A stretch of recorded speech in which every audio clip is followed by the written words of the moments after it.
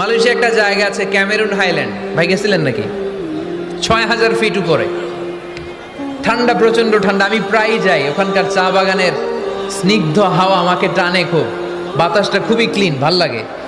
ওই Cameroon হাইল্যান্ডে ৬,০০০ fit উপরে ওরা করেছে ফুলের বাগান, ফলের বাগান, চায়ের বাগান, স্ট্রবেরির বাগান, মধুর চাষ করে। আর এই ৬,০০০ ফিট উপরে এই ভেজিটেবলস আইটেমগুলো দিয়ে তারা পুরো মালয়েশিয়ার খাদ্যদ্রব্যের যত সংকট, সব সংকট তারা দূরীভূত করেছে। সুবহানাল্লাহ পড়েন। তো ওনারা পাহাড়ের উপর চাষ করে, আর আমরা সমতল জায়গায় চাষ করতে চাই না। চাষাবাদ করতে আমাদের লজ্জা লাগে। কি লাগে? যুবক ভাইয়েরা, কাজে কোনো লজ্জা নেই। কাজে কি নেই? পরিশ্রমে লজ্জা নেই।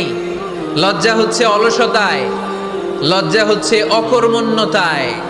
আমরা কাজ করে খেতে চাই, পরিশ্রম করে খেতে চাই। রাজি আছো সবাই?